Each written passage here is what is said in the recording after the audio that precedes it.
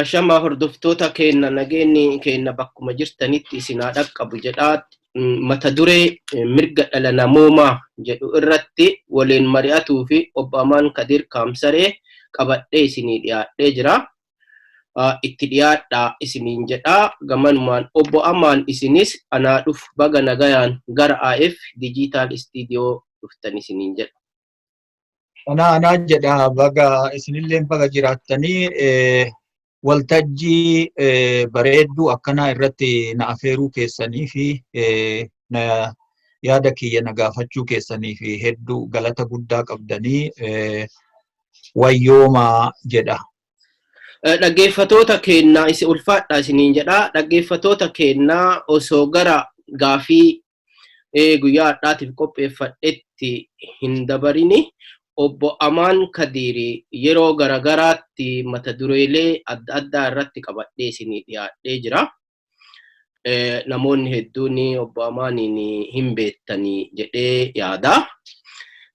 Obbo Amaan jechuun falmaa mirga dhala namaati. Obbo Amaan akkasumas hayyuu afaanii fi seera afaaniiti. Akkasumas qabsaa'aa yeroo dheeraati jechuudha. Obbo Amaaniin gabaabamaan kanatti an ibsuu hin danda'amu. Haa ta'u yeroo fi jecha waa'ee obbo Amaanii haganuma jechuu barbaada. Obbo Amaan isinillee affeerii kiyya kabajtanii AF Digital waliin yeroo hedduu waan mata dureewwan adda addaa irratti waan naa dhiyaattanii waliin haala yeroo irraa mari'ataa turreef ulfaadhaa isiniin jedhaa. Mee obbo Amaan osoo gara gaafii kiyya kan guyyaa har'aa waa'ee mirga dhala namoomaa jedhutti hin seeniniin dura akka hubannoof nuu ta'utti qabsoo yookaan falmaa mirga dhala namoomaa akkamitti jalqabdan, yoom jalqabdan, akkasumas maaltu isin kakaasee jennaan waa'ee falmaa mirga dhala namoomaa kanatti seentan. Mee akka hubannoof ta'utti akka seensaatti nuuf irra nuu bayaa. Kuni gaafii bareeddu jalqaba sababiin mirga dhala namaa falmaa mirga dhala namoomaa keessa na seensise karooraan hin turre ani karoorfadhee nama mirga dhala namoomaatiif falmu taya jedhee waan karooraan itti seenee miti. Kuni seenaa keessatti waan mudate bara darbuu sababii adda bilisummaa Oromootiin miseensonni adda bilisummaa Oromoo qondaalonni ol'aanoon yoo xiqqaate gara 95 ta'an biyya Itoophiyaa keessaa Oromiyaa keessaa guuramanii mana hidhaa nama nyaataa Alambaqqaanyii fi Karchallee jedhama beekamu keessatti waan ukkaamamneef yeroo sanitti bakka kennayyuu eessa buutee kenna namni beeku hin turre firri kennalleen bakka nu jirru hin beeku. Jaarmayaan nu gaafachuulleen yakka guddaa ture waan nama adabsiisu, waan nama hiisisu, waan nama ajjeesisu. Kanarraa ka'e bakka buuteen kenna dhabamtee mootummaan darbuu mana hidhaatitti nu guuree keessattuu qondaalota gara tokko Bermuudaa Triangle mana hidhaa darbuu jalatti kaan Maakalaawii achirraa Karchallee fi Alambaqqaanyitti bara nu guure san dhaabni Bahaargamaa ka sagalee kenna ukkaamamuu yeroo jalqabaatiif uummata addunyaatitti ibse Amnesty International ture. Achi keessatti dhoksaadhaan raadiyoo xixiqqoo wayii galfannee dhageeffataa turre. Sagaleen yeroo jalqabaatiif Oromoonni 95 gayan biyya Itoophiyaa keessatti mana hidhaatitti ukkaamaman ka jedhu dabarsuu isaatirraa ka'e haamilee kiyya na kakaasee jechuudha. Guyyaa sanirraa jalqabee yoo lubbuun jiraadhee mana hidhaa kana keessaa akka bahu ta'e Amnesty International miseensa isaa ta'ee waan narraa barbaachisu kabajaa mirga namaatii fi gumaacha jedhee murteeffadhe. Tokko kana. Akkuma achii baheen biyya Noorwee akkuma dhufeen waggaa 21 har'aa miseensa Amnesty International ta'ee falmaa mirga dhala namoomaatti seene jechuudha. Kabiraa gaafiin dhala namoomaa biyya Itoophiyaa keessatti deebii hin arganne. Mirgi yeroon mootummoonni wal darbaanii faraqaan biyya Itoophiyaa kana bulchan kan ittiin beekaman mirga ilma namaa mulquudha.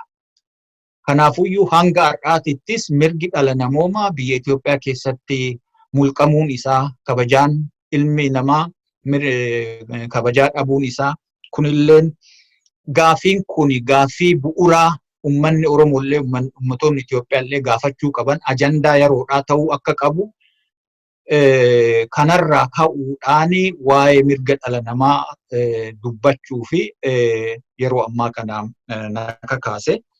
Wanni asirratti jechuu barbaadu gaafiin mirga dhala namoomaa mootummaa amma jiru kana keessattillee daran mulqamuu isaatti mul'ata. Kanaafuyyuu gaafii Oromoon gaafachuu qabu gaafiin bu'uuraa tokko gaafii mirga dhala namoomaa filmaata 2020 kanaanuu wal qabatee ajandaa ta'uu akka qabu. Mootummaan fuulduraaf 2020 keessatti yookaan filmaanni jiraatu taate filamu mirga dhala namaa kabajuudhaaf waadaa seenuu qaba. Kan ittiin madaalamus tokko kana ta'uu waan qabuuf kanallee karama kanaan dhaamsa kiyya dabarsuu barbaada. Kabiraa kanatti dabalee mootummoonni Itoophiyaa hanga har'aatitti waadaalee addunyaa hin mallatteessine. Waadaalee mirga dhala namoomaa conventions labsa addunyaa akka bara 1948 labsames hanga har'aatitti waadaalee fi irbuulee conventions treaties hin mallatteessine mootummaan Itoophiyaa. Kanaafuyyuu kana mallatteessuu akka qabu. Mootummaan bara 2020 keessa filamu waadaalee addunyaa kan mirga dhala namoomaa kabajaa irratti tolfaman kana mallatteessuu akka qabu, dirqama akka qabu, kanallee ummanni Oromoo bakka jiru gaafii kan akka gaafatu dhaamsa kiyya dabarfachuu barbaade. Kanarraa ka'uun qabxiilee haga sadii kagaan kun akka falmaa mirga dhala namaa daranuu itti jabeessu na godhuu isaanii ibsuu barbaade. Baay'ee akka gaariitti ibsitanii mee adumas keessaan bahin gaafii tokko isin gaafachuu barbaada. Yeroo dargee hidhamtanii turtanii ta'uu na fakkaata. Yeroo sanatti yeroo itti nama hidhan sana dargis ta'a kammaa keessa hidhamtanii ta'uu danda'a mootummoota darban keessatti mana hidhaallee akka dabarsitanii dubbattanii. Mirgi yeroo mana hidhaa keessatti duriitiif ka ammaa garaagarummaa mirgi hidhamaan tokko sila argatuu qabu maali akkamitti ilaaltu yeroo mana hidhaa wayyaanees kan dargis kan Hayila Sillaasees isaan mee akkamiin madaaltu gabaabsitaniiti mee gara gaafii biraatti seenin. Mirgi dhala namoomaa mootummoota faraqaadhaan biyya kana bulchan jalatti mulqamaa turuu isaa dubbadhee jira. Bara Hayila Sillaasee maqalleefaa ta'u konstituushinii yookiin heera bara 1931 bahe keessatti ilmi namaa yookiin saabjektiin biyya Itoophiyaa tokko gabra jechuma. Akka namaatti ittillee akka lammii biyyaatti ittillee hin lakkaa'u heerri bara 1931 tolfame suni namni saabjektiin tokko saabjektiin biyya sanii seeraan alatti hin hidhamuu jedha. Garuu bara darbuu kan mudate seeraan alatti arbitrary arrest namoota seeraan alatti mana murtiitiin alatti xalayaan mana murtiitirraa dhaddacha seeraatirraa odoo ittiin dhufin akkuma barbaadanitti hidhuun aadaa ture jechuudha. Hidhuu qofaa osoo hin ta'in in guraaru jechuun torchi godhu, in cafaqu. Torchiin kun mana hidhaa keessattuu yookaan Alambaqqaan, Maakalaawii, Karchallee manneen gurguddaan yeroo sanitti itti hidhanii fi ilmaan Oromoo itti cafaqan kanneen turanii jechuudha. Kanaafuyyuu seeraan alatti hidhuu, seeraan alatti cafaquu, seeraan alatti ajjeesu. Kun egaa ilmi namaa tokkoyyuu mana murtiitiin alatti, dhaddacha seeraatiin alatti hidhamuu akka hin qabne labsiin mirga dhala namummaa addunyaa, Universal Declaration of Human Rights. Kanaafuyyuu wanni isaan wal fakkeessu bara wayyaan illee hidhamee ture, iyaadadhaa Qaallittii bakka jedhamu kana osoo gara Finfinnee deemu, gara Gullallee deemu karaatti naqabanii, seeraan alatti naqabanii yoo xiqqaate gara waggaa lamaa guutuu na dhabamsiisanii achii fuudhanii Kazaanchis irraa Maakalaawii achirraa dhedheessaa Kooriyaa bakka duri qondaalonni Kooriyaa waraana darbuu itti leenjisaa turan mana hidhaatti jijjiirame achi nu geessanii jechuudha. Yoo xiqqaate nama 12,000tu hidhame. Kanaa oltu hidhame yeroo tokko. Kuni seeraan alatti walitti guuranii jechuudha. Mana murtii poolitikaati. Murtii dhaddacha seeraa osoo hin ta'in murtii poolitikaati jechuudha. Kanaafuyyuu hanga har'aattis wanni godhamaa jiru mee eenyuma kana namoota butan keessaa qondaalli adda bilisummaa Oromoo Abdii Raggaasaa bakka buuteen isaa dhabamuun, seeraan alatti immoo hidhamuun, manni isaa marfamuun, isa qofaa osoo hin ta'in qondaalonni ol'aanoon ajaja yookiin murtii dhaddacha heeraatiin alatti manni isaanii sakatta'amee achi boodan immoo namoonni kun hidhamanii, ka hidhaman keessaa mootuyyuu bakka buuteen isaa dhabamuun Abdii Raggaasaa kuni hanga har'aatittuu mirgi dhala namoomaa mulqamaa deemaa jira malee biyya san keessatti kabajamaa akka hin jirre agarsiisaa jechuudha. Kanaafuyyuu kanaan wal fakkaatu seeraan alatti nama hidhuu, seeraan alatti nama guraaruu, nama cafaquu, nama garafuu, cafaqaan kun cafaqaa sammulleeti. Yoo nama tokko yoo hiite ati qaama qofaa miti ka guraaran, sammuu ilma namallee guraaranii jechuudha. Mental. Kanaafuyyuu biyya Itoophiyaa keessatti kalees ta'ee har'a mirgi dhala namoomaa, biyya mirgi dhala namoomaa hundeen bu'uraan itti mulqame ta'uu isaa kun ragaa guddaadha jechuudha. Galatooma baay'ee ulfaadha. Isa kana yeroo biraa bal'innaan kaafnee irratti mari'anna. Amma kallattimaan gara gaaffii kiyyatti seenaa. Mee gaaffii kiyya isa jalqabaa mirga dhala namoomaa jechuun matumti isaayyuu maal jechuudha? Kuni gaaffii bu'uraati, gaaffii hundeeti. Mirga dhala namoomaa jechuun maal jechuudha? Human rights jechuun maal jechuudha? Kana gaaffii gabaabduu jechoota tokko lamaan deebisuun hedduu waan namatti ulfaatuuf, tokkoffaa dhaloota mirga dhala namoomaa dhaloota sadi keessa qaxxaamure mirgi dhala namoomaa.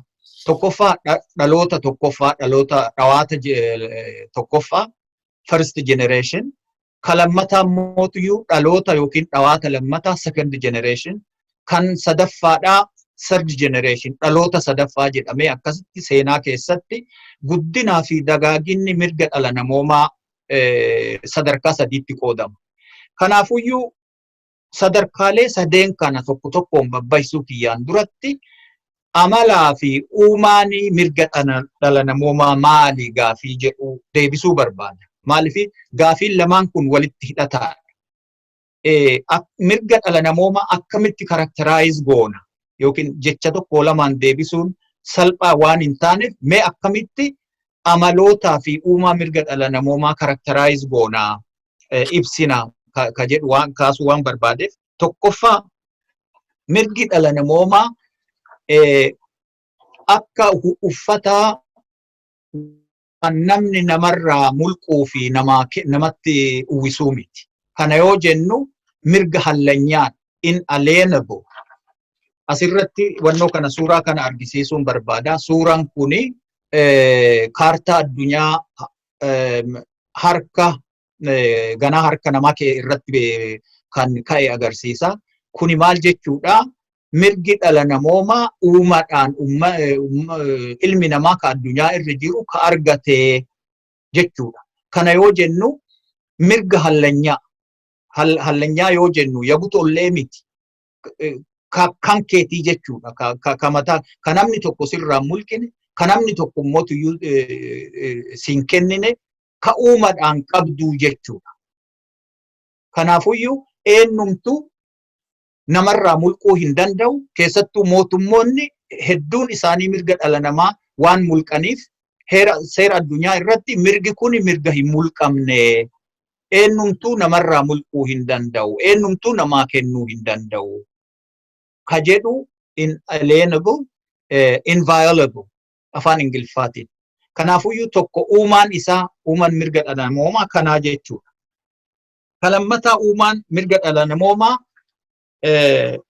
walitti gumaachamee, walitti ro'eeffamee, walitti hirphamee, dachaa daraboomee, sobbooqoo ta'ee dagaagee guddata. Kana jechuun cumulative. Maaliifi walitti cimfamee seenaa keessatti walitti cimfamee, walitti ro'eeffamee guddataa dagaagaa dhufuun isaa uumaa cumulative ta'e agarsiisa jechuudha. Kana wannoo kanaan suuraa kanaan arguun laaluun hin danda'ama. Akkaataa inni xiqqaa ol guddataa giraafni isaa ol deemaa agarsiisu kun fakkeenya cumulative jedhu san hin ro'eeffama, hin cimfama, hin hirphama, hin gumaachama, walitti gumaachama, hin guddata, hin dagaaga. Dachaa daraboomee sabbooqa. Sabbaaqa ta'e, dachaa ta'e jechuu kiyya. Kanaafiyyuu cumulative. Uumaan inni lammataa suuta walitti cimfamee guddata. Kana yoo laalle accumulative. Karaa biraatiin suuta walitti cimfamee kuunkaan irratti ititee guddataa deema. Suuraa kana yoo achirraa kan mul'atu taate jalqaba 10 jalqaba 20 taya 30 taya haga 100tti dhufaa jechuudha. Cumulative walirra tuulamee suuta cimfamee guddata jechuudha. Uumaan sadaffaa mirgi dhala namoomaa wal keessa jira. Walitti diramee wal uree wal keessa fulla'a. Kana jechuun akka nama huccuu dha'u, namni huccuu dha'u guraa fi qanyiita wal keessa darbee huccuu argata. Qanyiinni tokko yoo keessaa cite huccuun sun huccuu dha'uun hin danda'amu jechuudha. Hin bada jechuudha. Qanyiinni tokko yoo keessaa cite marri isaatuyyuu wal gadhiisee diigama. Kanaafuyyuu interpenetrating. Afaan Ingiliffaatiin interpenetrating. Wanno suuraa kanarratti akka callee diruuti. Callee adii fi gurraachatti wal keessa diran. Calleen gurraachi kun agarsiisu mirga dhuunfaa yoo ta'u, calleen diimaan kan agarsiisu mirga walooti.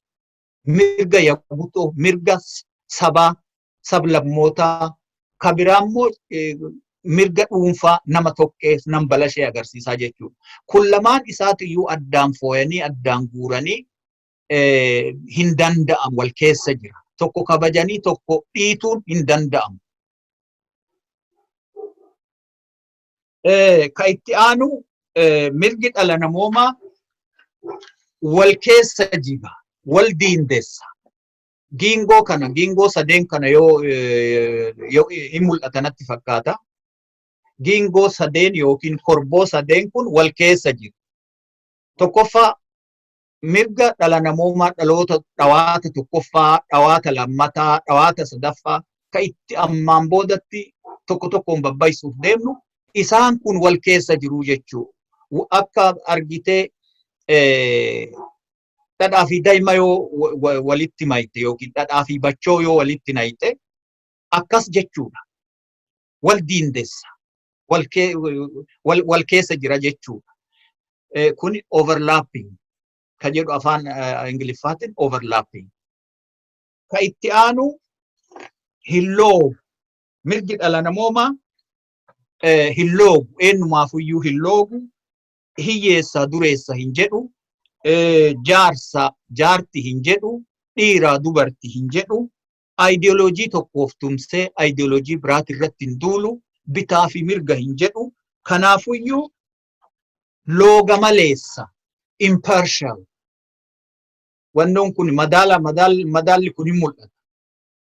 Madaala kana yoo laalte lamaanuu wal qixxeedha. Madaalli hin jallatu mirga dhala namoomaa.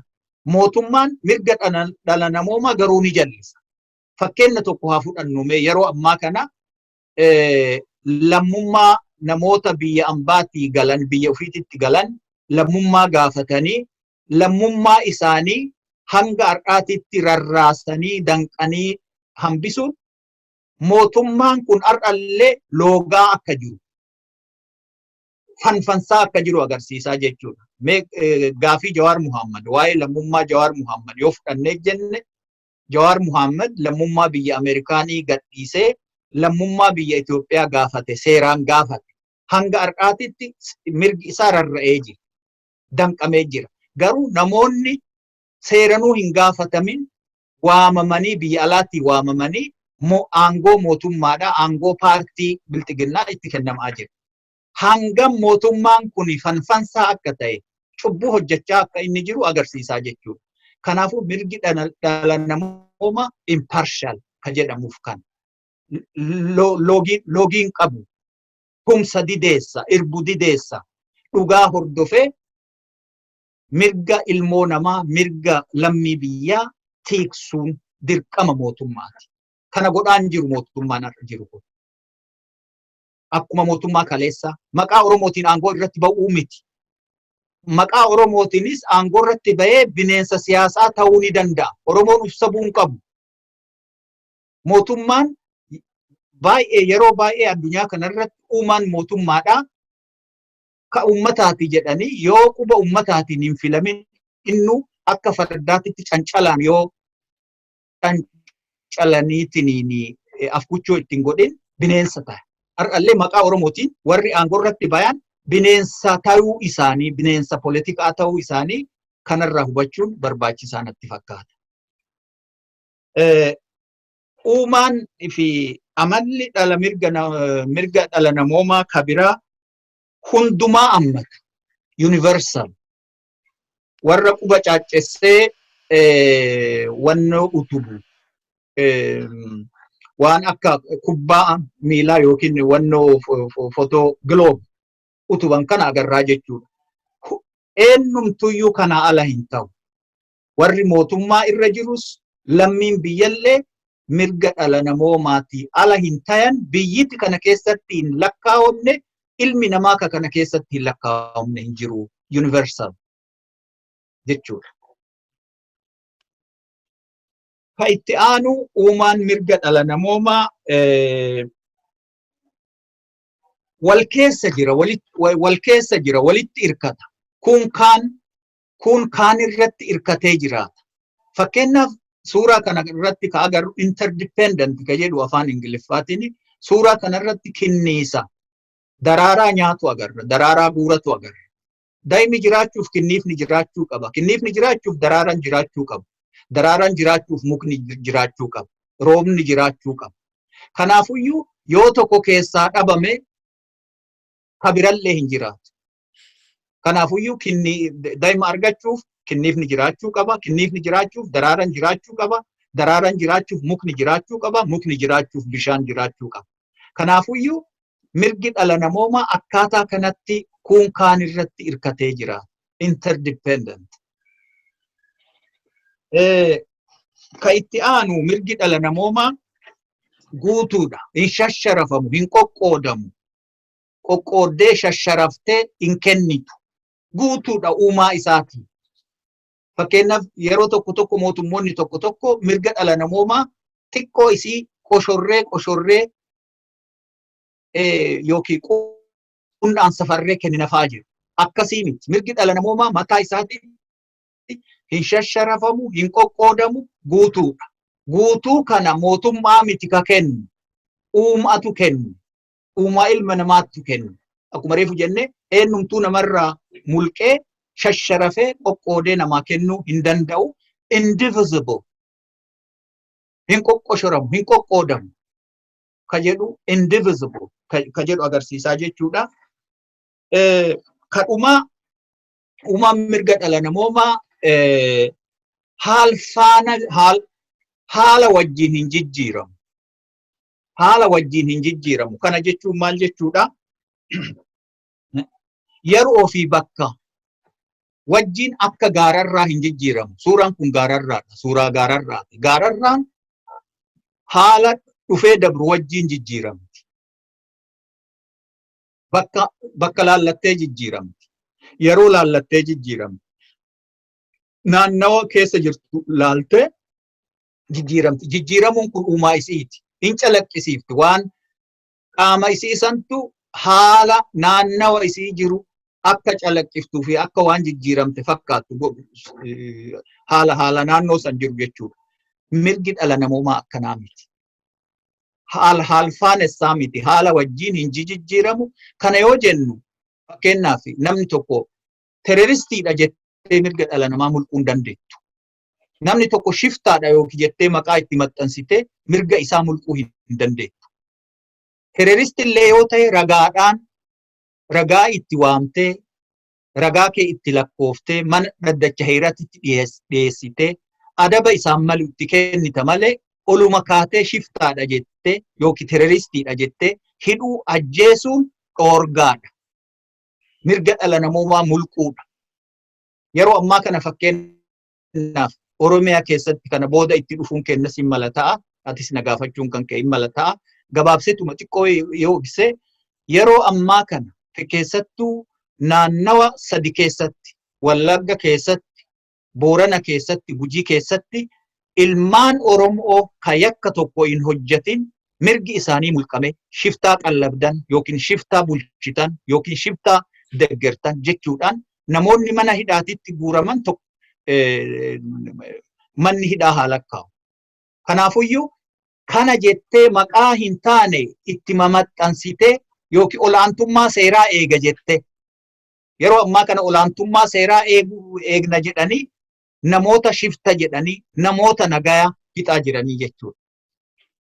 Olaantummaa seeraa inuu wanni baheef kana booda itti dhufna. Mootummaan akka farda alaa gabara kan gulufneef cancala mootummatti naquuf addunyaa keessatti olaantummaan seeraa tolfame. Garuu faallaa garagalchanii fugguu deebisanii harcummee yeroo barbaadan ittiin nama dhaanan godhanii akka meeshatti weaponize godhaa jiranii jechuudha. Kunillee mirga dhala maqaa olaantummaa seeratiin mirga dhala namoomaa mulquu isaanii agarsiisaa jechuudha. Kanaafuu walumaa galatti uumaan mirga dhala namoomaa kana fakkaata.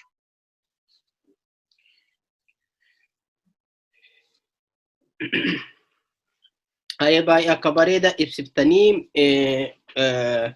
mee asumaan hiikaa isaa kaaftanii turtanii dhaloota sadii jettanii mee dhaloota sadii sanniin babbasaati jenereeshinii tokko lama haga sadii jettan san keessatti akkam?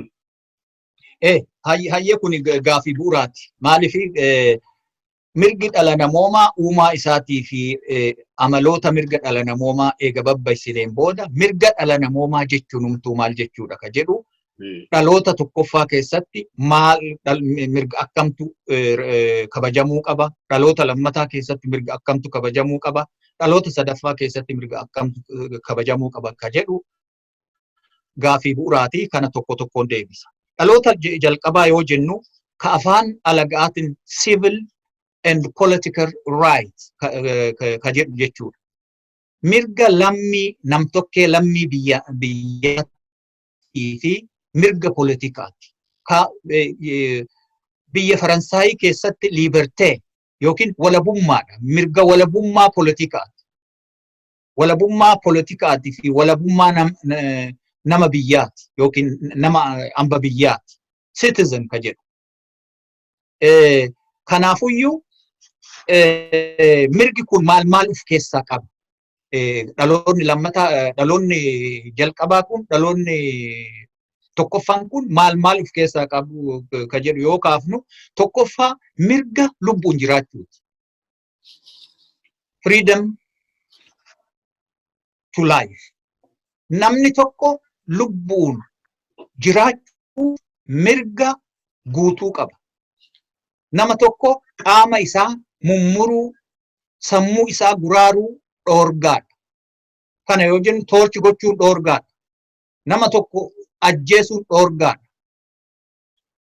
Yakka fedhe haa hojjetu.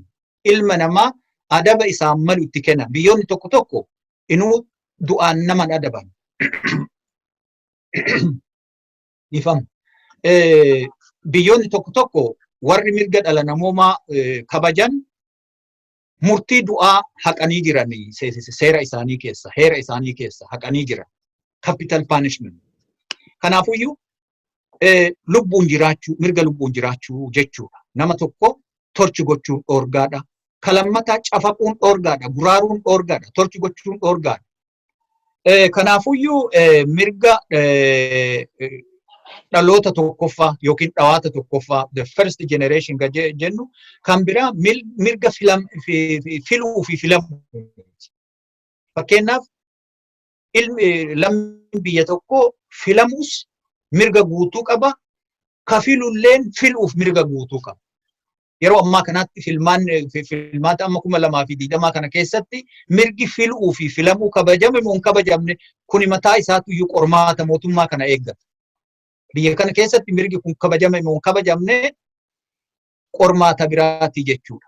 Mirga yaaduu, amantii barbaadan hordofuu, kan filatanitti amanuu, freedom of thought and conscience. Kuni kana keessatti argamaa jechuudha. Karaa biraatiin mirga kana keessa mirga poolitikaa keessatti aanga'uudha. Empowerment. Lammiin biyya tokko poolitikaa biyya keessa jiru keessatti qooda fudhatee aanga'uu akka lammii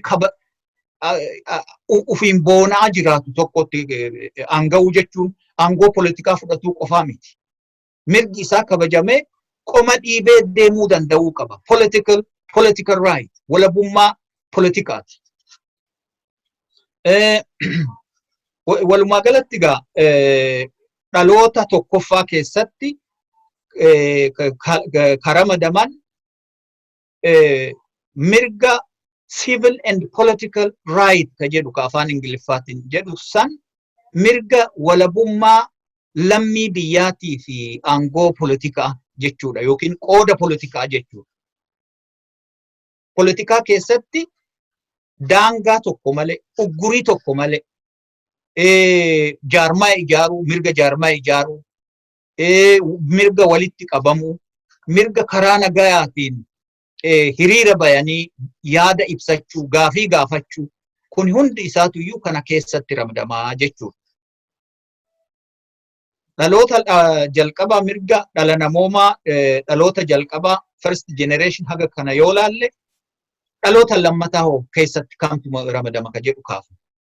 Dhaloota lammataa keessatti mirga diinagdee, leeccelloo, mirga hawaasummaatii fi mirga aadaati. Kana sadeen of keessaa qaba. Dhaloota lammataa ka jedhamu. Kana jechuun dhaloonni jalqabaa mirga walabummaa yoo ta'u, dhaloonni lammataa mirga walqixxummaati. Egalitee.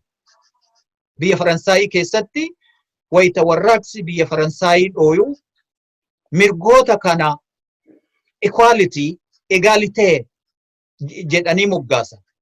Kun egaa yoo mirgi bu'uuraa kan kee ka duraa sun kabajamu, yoo lubbuun jiraachuu dandeenye, yoo gabrummaa jalaa baate, yoo biyya kee keessatti mirgi kan kee nagaan jiraachuu si kabajame mirga dhaloota lammataa kana gaafata.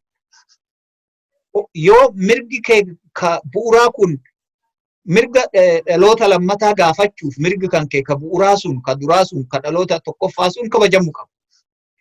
Biyya mirgi bu'uuraa ittiin kabajamne keessatti mirga dhaloota lammataa gaafachuun rakkisaadha. Kana dhaloota lammataa kana keessatti mirga akkamtu mul'ata ka jedhu yoo laalle mirga diinagdeeti jennee jirra. Mirga hawaasummaati jennee jirra. Mirga aadaati jenne. Kana yoo babbaisine hoo akkamitti ilmi namaa tokko nyaata argachuu, mana keessa jiraatu argachuu, tajaajila fayyaa argachuu. Fakkeenyaaf yeroo ammaa kana dhukkubni koronaa jedhamu kun biyya addunyaa kana qixxisee jeeqee jira. Qophiin lammii biyya sanii baraaruuf yeroo ammaa kana godhamu maal fakkaata ka jedhu iyyuu gaafii guddaadha. Karaa biraatiin intarneetii fi akkasumas qunnamtiin naannawa Oromiyaa keessaa Wallagga, Gujii fi Boorana keessatti cituun isaa mataa isaa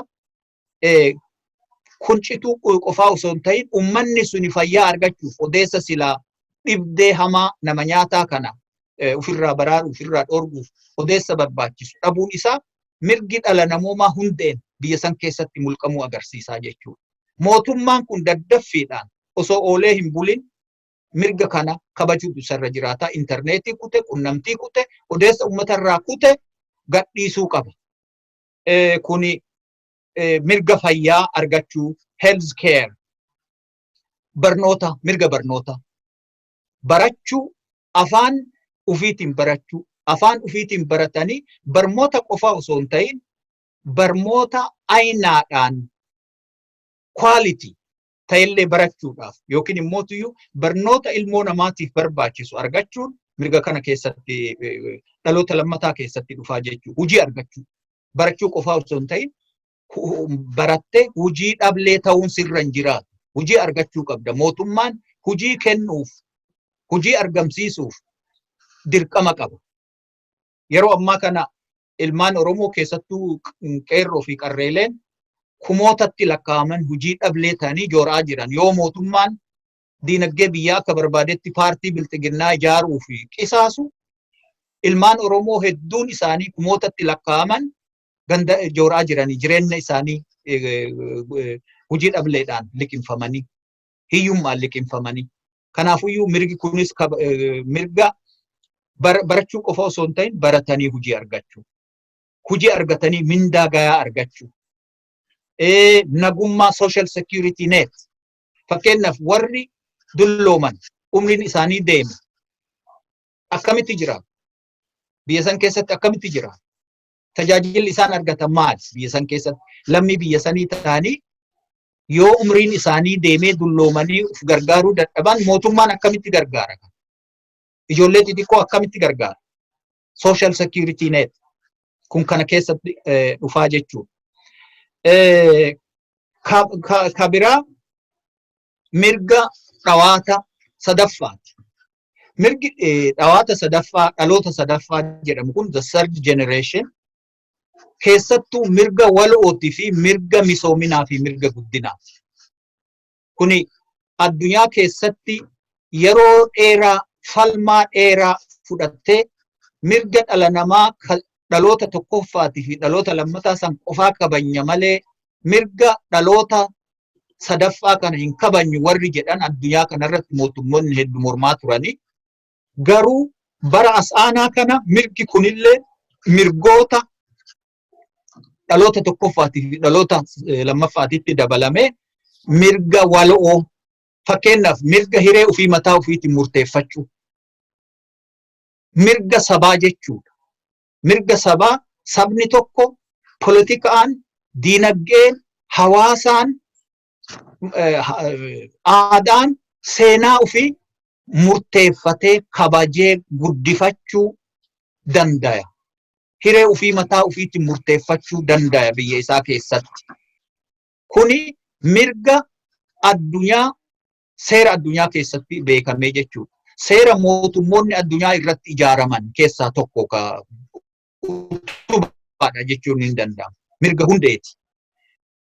Ka itti aanu amma dhaloota sadaffaa keessa jirra. dhaloota sadaffaa kana akkamitti ibsine mirga waloodhaa mirga yagutoo ka sabni walitti qabu jechuudha. Ka ilmi namaa akka sabaatitti walitti qabu jechuudha. Mirgi kuni mirga misoominallee dabalata. Mirga naannoo ofii kunuunsuu, naannoo ofii balaa irraa ittisuu fi guddisuu. Fakkeenyaaf naannoo Oromiyaa keessatti muka dhaabuun, muka dhaabaniitiin kunuunsuun akka diinagdeen biyyaa, bosonti biyyaa hin ciramne. Mirgi kun jechuudha. Fakkeenyaaf bosona biyya Oromiyaa keessa jiru mootummaan ciree yookiin immoo gubee balleessu mirga waloo kana mulquudha. Karaa biraatiin kalammata saboota bicuu tokkoffaa mirga hiree ofii mataa ofiitiin murteeffachuu kana keessatti akka ramadamu agarree jirra. Itti aansee mirga sabootaa fi amantiilee bicuu kabajuu. Amantiilee bicuu nama tokkos haa ta'u, nama lamas haa ta'u, amantiin kabajamuu qaba. Amantiin minorities. Saboonni bicuun afaan isaanii guddifachuu, seenaa isaanii guddifachuu, mataa ofiitiin of bulchuu, nama filataniin buluu kuni mirga dhaloota sadaffaa third generation keessatti ramadamaa jechuudha. Walumaa galatti gaa akka reefuu tana uumaa fi amaloota mirga dhala namoomaa ibsinetti addaan qooduun mirgoota kana adda baasanii laaluun tokko kabajanii tokko dhiituun akka hin danda'amne addunyaan seerri addunyaa keessattuu labsi mirga dhala namoomaa gadi jabeessee barsiisaa jechuudha. Baay'ee haala bareedaan ibsitanii wanti hubatamuu qabu mirgi dhala namoomaa jenereeshinii tokko offaa haga sadaffaa keessatti gabaabamaatti qabxii babbareedaa lafa keessanii jenereeshinii tokko offaa keessatti mirga namni tokko lubbuun jiraachuu jechuun isa qabxii guddaa. Inni lammaffaa immoo diinagdee mirga diinagdee ofii guddifatu, aadaa ofii guddifatu irratti kuni waan murteessaa. Sadaffaa immoo mirga walumaa qabaa akka bareedatti ibsitanii inni kun mee gaafii kiyya lammaffaa keessatti haalli mirgi dhala namoomaa haala mirgi dhala namoomaa Oromiyaa fi Itoophiyaa keessatti ittiin deemamaa jiru maal fakkaata isa jedhutti deema gaafiin kiyya isa kana akka hubannoof isinii ta'utti yeroo isinillee kaaftanii turtanii amma namni tokko mirga fayyaan isaa eegamuu jiraachuu keessatti fayyaa isaa eegamuun mirga qaba. Yeroo ammaa kana dhibee koronaa vaayirasiin wal qabatee biyyoota addunyaa hedduu irratti manni barnootaas cufamee bakkoonni namoonni baay'ee itti wal ga'aniif dhoorgamee karaa itti dhibeen kun yookaan vaayirasiin kun ittiin to'atamutu deemamaa jira. Isa kana Itoophiyaa keessatti suuraa fi viidiyoo guyyaadhaa argineen waan kun eegamaa jiru fakkaatu garuu mootummaan mana barnootaa cufee jira. Mana barnootaa cufu jechuun maal akka ta'e maaf cufee lammaffaa immoo waa'ee kana akka siyaasaatitti ittiin fayyadamaa waan ittiin fayyadamaa hin jiru waan jedhus naa kaaftanii ka biraa immoo mirga waa'ee Jawaaris kaaftanii turtanii waa'ee citizenship isaa gaafatee yeroo dhumuu fi dide kanallee akkamitti lammaffaa immoo waa'ee bilisummaa walgahii guyyaa March 8 dubbatte saniinis wal qabatee akka mee asirra naa kaaftan barbaada mee gaafilee kanneen itti dhiyaadha. Hayyee gaafii bu'uuraa kaaftee akkuma reefu tana jedhee waa'ee mirga lammummaa fakkeenyaaf mirgi dhala namoomaa mootummaan tokkotumsee tokkorratti duuluu hin qabu. Meeshaa politikaa godhachuu hin qabu mootummaan tokko.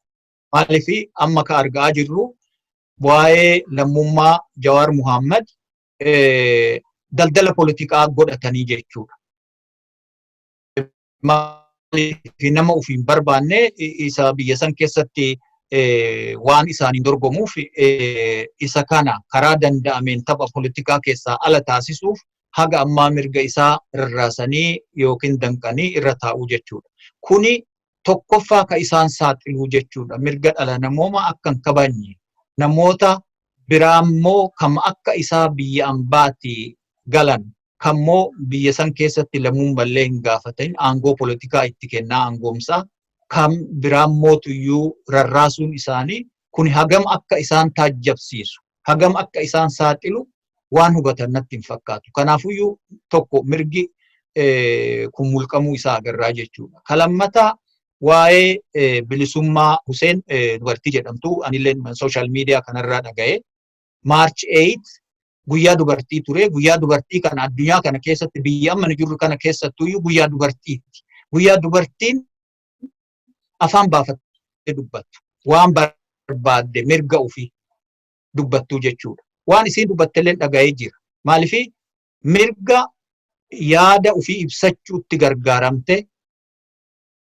freedom of expression ka jedhamu ka reefu jenne jechuudha. Ka dhaloota tokkoffaa mirga dhaloota tokkoffaa ka bu'uuraa keessatti jechuudha. Freedom of expression.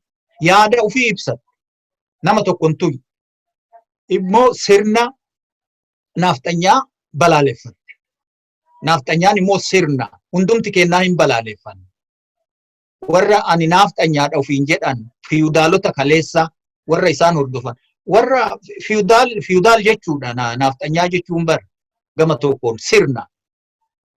Sirna saamaa, sirna qawween ilmoo namaa cabsee qabeenya namaa fudhatu jechuudha bar. Kanaafiyyuu san balaaleffatte. Kana balaaleffachuun isii akka waan yakka ta'ee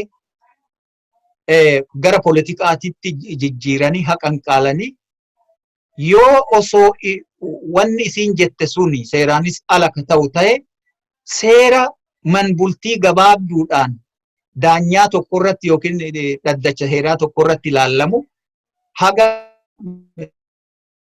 muummee ministiraatitti biiroo waajjira muummee ministiraatitti bilbilanii achirraa isii doorsisuu fi har'allee adamsuun kuni mirgi dhala namaa bu'uraan freedom of expression mirga yaada ofii ibsachuudha mulqamuu isaa agarsiisaa jechuudha. Namoota waan isaan barbaadan dubbatu malee namoota waan isaan hin barbaanne dubbatan afaan qabu jechuudha. Kanaafiyyuu mirgi yaada ofii ibsachuu nama si mormuunis yaada faallaa kan kee ta'es waraana labsine bilisummaan waraana kaa'ati waraana labsine yookiin immoo mana diide mana illee hin diine manni isiin diide kam sirna naafxanyaadhaa balaaleffatte. Okay. Mana kam diigdere manaa fi biyyaayyuu addaan baasanii hin beekan. Fuudhaa fi heeruma waa'ee fuudhaa fi heerumaa waa'een fuudhaa heerumaa waan gaafii politikaatii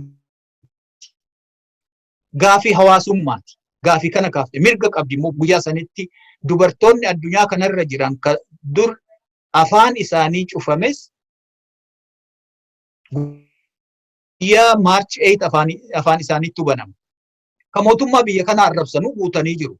Fakkeenyaaf guyyaa sanii maaliif arrabsitan maaliif kana jettan waan barbaadan dubbatu mirga isaaniiti. Kanaafiyyuu kuni mataa isaa wanni agarsiisu mirga bu'uuraa kareefu jenne san freedom of expression hundeedhaan mulqamuu isaa biyya san keessatti ragaa tokko jechuun ni danda'ama. Bareeda akka gaariitti kaaftanii dhugamaa bilisummaan mirga dubbatu qabdi. Namni tokko mirga waan itti dhagahame waan yaade dubbatee bahee galuu mirga qaba. Haa ta'u yoo wanti inni dubbate sun kan rakkoo fidaa ta'e akkuma isinuu jettanii mana murtiitiin yookaan seeraan laalamee yoo kan adabsiisullee adabsiisuu yoo kan hidhullee hiisisuus ta'e akkasiin seeraa itti deemama malee adamsu jechuun kun silaa jechoota gugurdoo silaa namoonni adda mana mootummaa keessa muudamanuu akka Daani'el Kibrat gorsaan muummee ministeera Dr. Abiyyi yeroo hedduu irra deddeebi'ee viidiyoo irraa argaa jirra. Miidiyaalee gugurdaa irratti bahee yeroo labsa amantii jidduutti akka walitti bu'iinsi uumamu akka masgiinni guddatu akka gubatu islaamni biyyattii kana guutuu fudhatee jira Itoophiyaa jedhamtu fudhate liqimse balleessuu qabna amma jedhutti isa san immoo of cinaa kaa'ee mucayyoo diqqoo haga nageettu tana tani guyyaa sanuu mirga guyyaa dubartoonni mirga isaanii waan itti dhagame dubbatuu qabanitti dubbattetti hagana hunda haasa'uuni fi haga sekreetariin ministeeraa faa haga xalayaa ciccimoo karaa miidiyaas haa ta'u karaa adda addaatiin facaasanii kuni seerriin hilloo ganaf fakkaata amma dura hin baabsu jettanii hilloo waan akkasii jettanii itti bira turtanii mee walumaa galatti akkuma walii galatti haalli mirga dhala namummaa Itoophiyaa keessa jiru akkam mee generaalii waan walii galaa waa'ee namootaa dhiifne waa'ee dhuunfaa dhiifne. Ila mirgoota bu'uuraa san mee irra deebinee haa laallu. Tokkoffaa mirga bu'uuraa ka jennu sani amma waa'ee amma kaafne kana waa'ee maarchi 8 irratti dubartiin bilisummaa jedhamtu yaada ofii ibsachuun mirgi kun eessatti ramadama yoo jenne freedom of thought namni tokko yaaduuf mirga qaba. Hin yaadin jechuun hin dandeettu. Sammuu eega qabaate sammuu qaba. Sammuu sanii yaaduu qaba. Waan yaade san immoo dubbachuu qaba. Ibsachuu qaba. Kuni mirga bu'uuraati. Maaliif yaadde? Maaliif yaada kan kee ibsatte? Ka jedhu freedom of thought kuni mulqamuu isaa agarsiisaa jechuudha. Akkuma atu reefu amma kaafte namoonni tokko tokko kan gorsaa muummee ministeeraa ta'an ka atuyyuu maqaa Daani'el Kibratii fi intala tokko guyyaa tokko cidha masaraa Minilik keessaa afaan baafattee Oromoo mangaadha jettee arrabsaa baate namoota akkasii san caalaa yakkan hojjanne bilisummaan. Kanaafuyyuu Daani'el Kibrat lola labsa, lola amantii labsa. Waajjira mootummaa wanno masaraa keessa taa'e lola amantii labsa. Kuni addunyaa hundatu quba qaba. Kanarratti tarkaanfiin fudhatan maali? Lola qofaa osoo hin ta'in lola saballee labsa guyyaa guyyaadhaan. Viidiyoo isaa namni hin argin waan jiru natti hin fakkaatu. Namoonni akkasii achi taa'anii lola labsaa biyya diigaa namoonni mootuyyuu yaada isaanii ibsatan mana diigdan bultii diigan jedhanii adamsuun walumaa galatti biyya san keessatti cubbuun dagaagaa deemuu isaa agarsiisaa jechuudha. Cubbuun kaleessa jibbinee balfinee irratti qabsoof. Irratti Oromoon hedduu dhiiga isaa dhangalaasee fi lubbuu isaa wareege. Har'a cubbuun sun deebi'eetiin nurratti dagaaguun isaa nama gaddisiisa. Kanaafuyyuu kuni karaa saniin karaa biraatiin olaantummaa seeraa. Olaantummaa seeraa akka meeshaa politikaatitti gargaaramanii mirga dhala namoomaa mulqaa jiran. Fakkeenyaaf reefuu tana kaafnee jirra. Tajaajila fayyaa lammiin biyya tokko tajaajila fayyaa argachuun dhukkubarraa baraaruun mirga uumaati. Mirga kana mootummaan kabajuudhaaf dirqama moraala dirqama seeraatii fi dirqama politikaa qaba. Kana godhaan jiran amma kana yoo agarra. Yeroo hamtuu biyyoonni addunyaa mana hidhaatii warra hidhamellee hiikaa jiranitti yeroo ammaa kana hidhamtoonni kumootatti lakkaa'aman mana hidhaa biyya sanii keessatti akka malee ta'aa jiraachuun nama gaddisiisa. Dhibdee kana keessa akkam ta'uuf dhibdeen kun yoo mana hidhaa keessa seenu akkam ta'uuf maal ta'u lammiileen achi keessatti rakkataa jiran kun baraaruun danda'ama. Yeroo ammaa kana immoo nama tokko fuudhanii mana hidhaa seensisuun mataa isaatiyyuu riskii inni qabu mootummaan kun argaa jira. Warra mana hidhaa keessattuu wal buraafatanii akkaataa mana hidhaa hidhamnee waan beeynuuf kuun mataan garagalee kuun mataan ol garagalee dhiphina irraa kaka'e. Hafuur namni akka sardiinaa ashagamee itti hidhamu keessatti baraaruun danda'ama.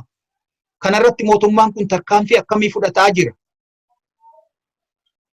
Yoo kanarratti tarkaanfii tokko hin fudhatiin warra hidhaman mana hidhaa keessa sababii gahaa hin ta'iniin mana hidhaatti sababii politikaattiin guuran seeraan alatti guuran daddaffiidhaan mana hidhaatii hiikanii lubbuu isaanii baraaruu dirqama qabu jechuudha. Uummanni Oromoo kana gaafachuu qaba. Mirgi kun mirga bu'uuraati. Mirga lubbuu namaa baraarsuuti. Kanaafuu Oromoon uummanni biyya sanii mirga bu'uuraa kana gaafachuun dirqama ta'a jechuudha. Mootummaa kana hudhee mirga ofii deeffachuutu isarra jiraata.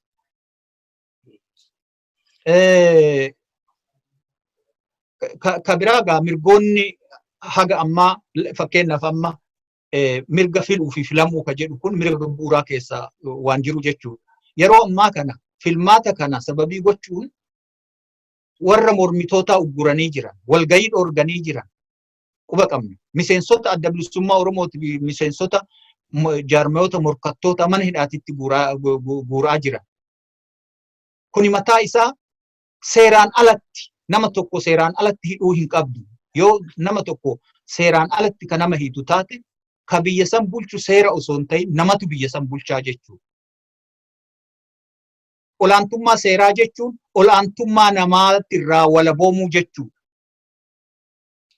Seeratu nama bulcha malee namni nama hin bulchu jechuudha.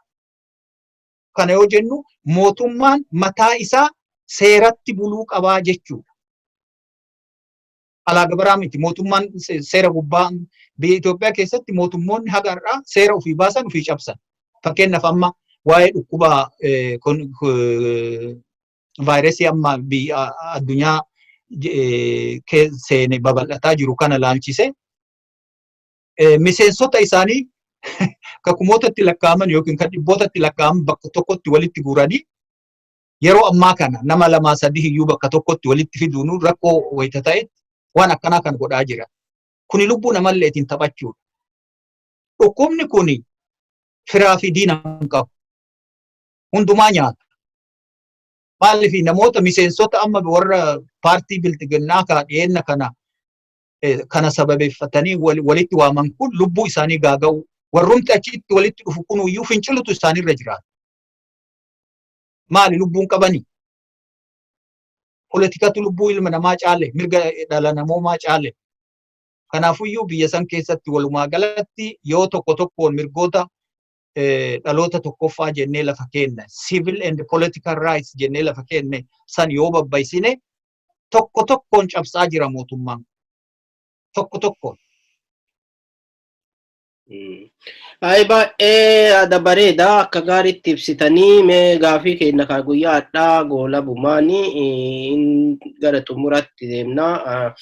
Akka hubannoo fi ta'utti mirgi dhala namoomaa akkuma isinuu jettanii mirga lubbuun jiraachuu, mirga diinagdee isaanii guddifachuu fi akkasumas mirga lamaan kana walitti qabanii waliin jiraachuu biyya sana keessa namni tokko yaada waan itti dhagame dubbatu ba'ee nagayaan galuu yoo hidhames seeraan hidhamee gaafii mootummaan badii inni balleesse sana madaalee murtoo ta'u itti kennuu kanniin silaa eeggamaa garuu yeroo ammaa kanatti jechuullee yeroo ammaa miti yeroo durumarraa kaasee mirgi dhala namaa Itoophiyaa biyya Itoophiyaa jedhamtu keessatti kan seeraan hojiirra hin oolle ta'uu argina.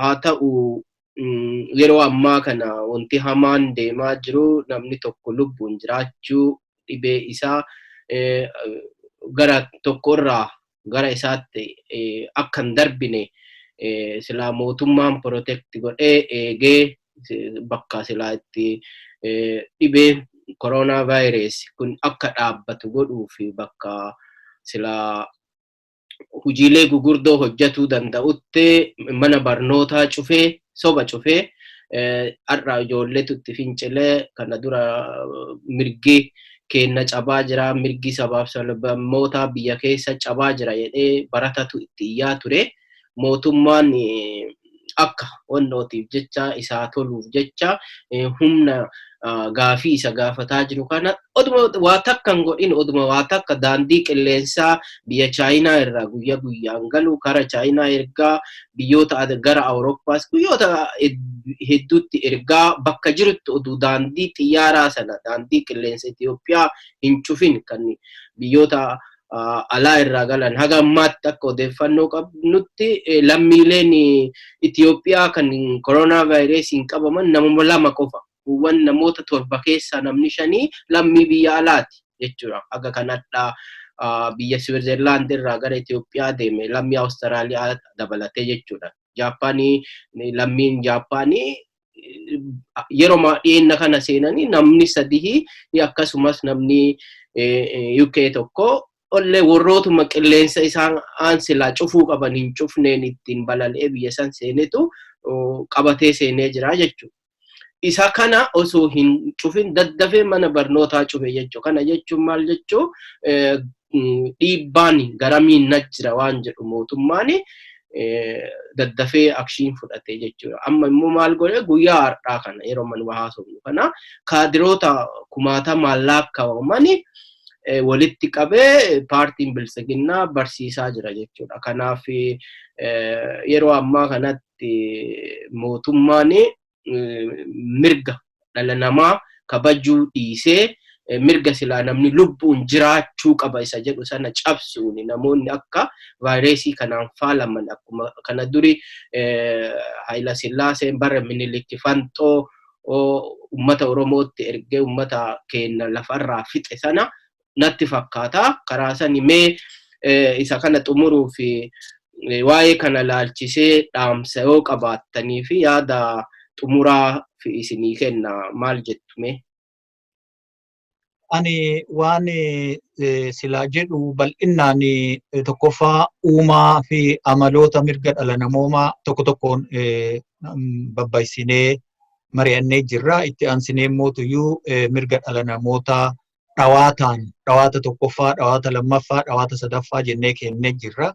Kuni mirgoonni kuni mirgi ilmoo namaatii fi sabaan malu kana keessaa alan ta'u kuni kabajamuu qaba mirga gaafii bu'uraati. Itoophiyaa keessatti yeroo ammaa kana ajandaa ta'uu qabaa jedha. Mirgi dhala namoomaa kabajamuu qabaa. Mootummaan mirga dhala namoomaa kabajuu qaba. Gaafiin jedhu gaafii bu'uraati. Oromiyaan haa bilisoomtu gaafii jedhu wajjin garaagarummaa tokkollee hin qabu. Maaliif bilisummaan mirgi hiree ofii mataa ofiitti murteeffachuullee mirga dhala namoomaa keessaa alaa miti kana keessatti ramadama. Kan dhaloota sadaffaa jenne san jechuudha. Kanaafuyyuu gaafiin bu'uuraa kun bifa haarayaan qeerroon qarreeleen uummanni Oromoo bakka jiruun mirgi dhala namoomaa biyya Itoophiyaa keessatti kabajamuu qaba jedhee gaafii kana ajandaa godhutu sarra jiraata. Mootummaa kana ka fedhe haa ta'u mootummaa amma aangoo irra jirus ta'ee kammoo filmaanni 2020 kun yookaan milkaa'u taate mootummaan aangoo qabatu ka dhufus mirga dhala namoomaa kabajuuf waadaa seenuu akka qabu. Kana gaafii kana uummanni Oromoo gaafii bu'uuraa ta'uu isaa kan akka gaafatu dhaamuu barbaada. Karaa biraatiin mirgi dhala namoomaa yoon kabajamin demokraasiin hin jiru. Kuni uummanni Oromoo akka gaariitti hubachuutu sarra jira. Maaliif mirga demokraasii jechuun mootummaa uummataan filame jechuudha. Mirga filuu fi filamuu. Yoo mirgi filuu fi filamuu hin jiraatin mirgi dhala namoomaa dimokiraasiin hin jiraatu jechuudha. Dimokiraasiin hin jiru jechuun mirgi dhala namoomaa hin jiru jechuudha. Ka sadaffaa mirga dhala namoomaa dimokiraasii fi olaantummaan seeraa addaan baasanii ilaaluun hin danda'amu. Yoo tokko cabe tokkos ka biraas cabe. Fakkeenyaaf mirgi bu'uuraa mirgi dhala namoomaa yoo cabe yoo nama seeraan alatti kahiitu taate yoo lammiin biyyaa karaa nagaatii fi bilisummaadhaan nama isaa malu nama isa bakka bu'u quba isaatiin hin filatiin mirgi kun ka ugguramu taate demokraasiin hin jiru jechuudha. Demokraasiin bakka hin jirretti olaantummaan seeraa hin jiru. Olaantummaan seeraa bakka hin jirretti bulchiinsi gaariin hin jiru. Kanaafuyyuu gaafiileen olaantummaa seeraa, mirga dhala namoomaa, demokraasii, bulchiinsa gaarii jedhan kun akka sansalataati, akka reefuu tana guraa jenne san, guraa fi qanyiidha. Yoo tokko keessaa cite uffatan argattu, wayaan argattu, bullukkoon uffattu. Kanaafuyyuu gaafii mirga dhala namoomaa biyya Itoophiyaa keessatti gaafii bilbiltuudha. Keessattuu yeroo ammaa kana hidhamtoonni mana hidhaa keessatti seeraan alatti kaasiin durallee butamanii bakka buuteen isaanii dhabaman yoo jiraatan lubbuun ba'uu qabu. Yommootuyyuu kan ajjeefamanis taate bakka itti ajjeefamanii fi akkaataa itti ajjeefaman beekamuu qabu. Kaarra immoo mana hidhaatitti sababii shiftaa jedhu, sababii teroristii jedhu, sababii wambadee jedhu nama nagaa mana hidhaatitti guuran kuni daddaffiidhaan hiikamuu qabu. Odoo ooleen buliin keessattuu dhukkubni kun firaa fi diina hin qabu. Hundumtuu diina isaati, bineensa. Warra amma aangoo irra jiru kanallee dhiisu inni. Biyya kana keessattuyyuu amma ministeerri tokko qabamee jira. Kana atillee quba qabda. Eenyumaayyuu hin filu. Isaan illee hin filu. Maaliif kana sammuu haga san hubattu homa qaban natti fakkaata. Politikaan takkoo taphachuu odoo dhiisanii gaarii natti fakkaata. Kanaafuyyuu ani dhaamsi kiyya walumaa galatti kana mirgi dhala namoomaa kabajamuu qaba. Mirgi walabummaa ka dura jenne sun, mirgi walqixxummaa, mirgi waloo ka ummatoota ka sabaa fi sablammoota kuni kabajamuu qaba biyya san keessatti dhaamsa jedhu dabarsa. Ayyee ulfaadhaa yaada bareedaa gootanii anis dhaamsi guddaan an qabu hin jiru. Kanumaa dhaamsuma keessan kana namni kamuu mirga dhalootaan isaa kenname, mirga dubbachuu, mirga nagaan bahee galuu, mirga dhibee tokko mootummaan sirraa ittisaa biyya tokko keessatti itti gaafatamni mootummaa dhibeen biyya tokko yoo seene akka bifa warraashiiniitiin bifa weeraraatiin gaafa biyya tokko keessa seenu dursa akshinii yookaan ejjennoo guddaa ka fudhatuu qabu eenyuun mootummaadha. Mootummaafillee dhaamsi nu dhaamnu kun immoo lammiin biyya tokko keessaa mirga dhibeen akka isatti hin darbine tole ta'e jedhanii dhibeen akka namni tokko faalamu godhuun mirga nama sanaa yookaan lubbuun jiraachuu sana faaluu ta'a jenna. Anis mootummaafis filannoon itti aanus filannoo walaba ta'e tokko akka ta'u kan lammiin kamuu mirga isaaf kenname itti fayyadamee abbaa fedhe filatee abbaa isaaf ta'uun buluuf deemu sana akka jalaan hin sabrine yookaan hin dhaabsiifne gaafataatti gamanumaanii isinis obbo Amaanii waamicha kiyya kabajtanii asirratti waan waa'ee mirga dhala namoomaa irratti badhinnaan waan ibsanuu kennitaniif galatoomaa. Yeroo biraa walitti deebinaa. Ulfaadhaa horaa bulaa isiniin jedha. Ayyee isinilleen kabajama. Ayyee galatoomaa baay'ee.